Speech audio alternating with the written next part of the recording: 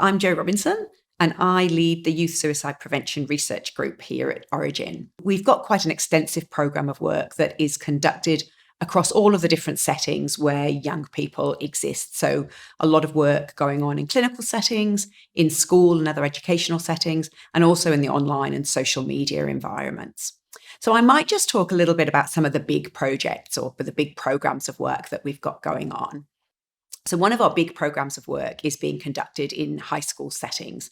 It arose out of a series of pilot studies that we have been conducting across the country, but it's now galvanized into one quite extensive program of work that combines educational workshops, screening and case detection activities, and then online treatment for young people at risk.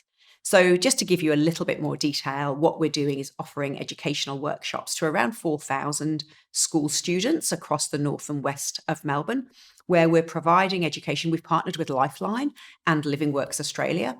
And what we're doing is providing educational workshops to those students to help them better identify suicide risk in themselves and their friends, and to better equip them to reach out and seek help if they're worried about themselves or a friend.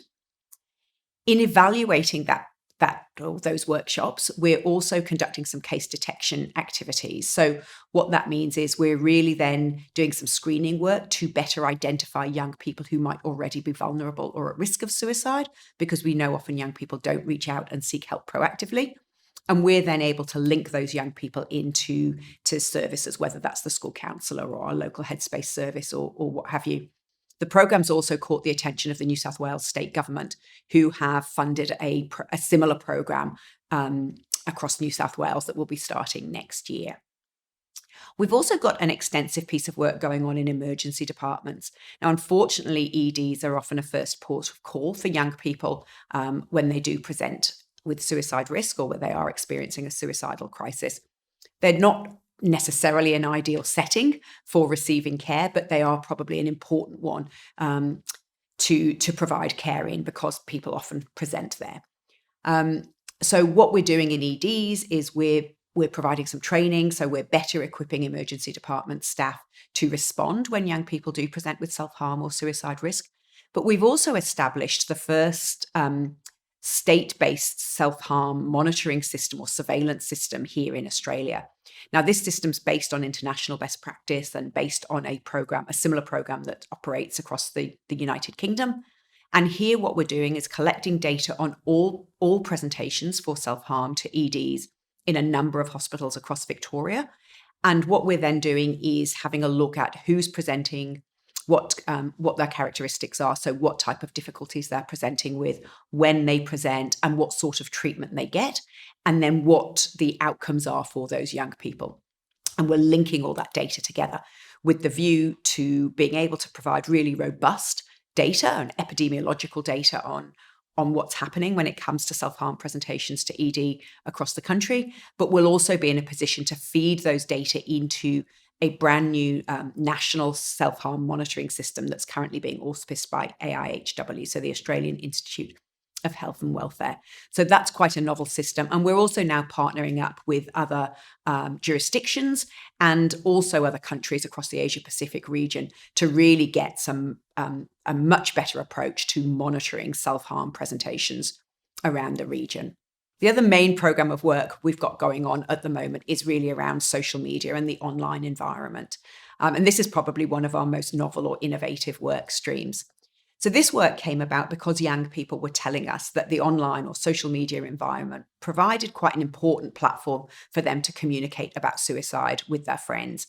But at the time when we developed this social media work stream, the dominant narrative here in Australia, but also around the world, was that social media was an unhelpful platform or an unhealthy platform for young people to be having conversations about suicide. So we approached this work very carefully, but what we've ended up doing is developing a set of guidelines, the world first guidelines, designed specifically to help facilitate safe communication about suicide on social media platforms. The guidelines are called the ChatSafe guidelines, and they've become extremely popular around the world. So we developed them as obviously here in Australia a couple of years ago, and we've now got versions in many, many countries around the world. They've been translated into about 11 or 12 languages. at the moment, and they're currently being translated into many more. It's also been a really important exercise in partnership for us. So when we've been doing this global work, we've partnered with NGOs and academics from all over the world, including the Samaritans in the UK, the Samaritans in Singapore, the National Suicide Prevention Office in Norway, and many, many other examples.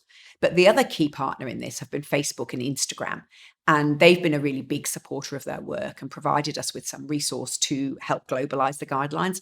And they also house all the chat-safe guidelines on their platforms and on their safety centers. So they've been a fantastic partner, certainly in terms of being able to really maximize the reach of the resources. So the guidelines and additional resources themselves have been downloaded well over 100,000 times, but we've also developed quite a significant social media following mainly through Instagram, Snapchat, Facebook, and Twitter. So this work's also caught the attention of some other high-profile people around the world, and it resulted in me being invited to sit on the advisory board for Oprah Winfrey's docuseries, The Me You Can't See, that was recently released on Apple TV. So it certainly filled an important gap, I think, and I think that really speaks to the importance of the issue of helping young people communicate safely when it comes to suicide on social media platforms.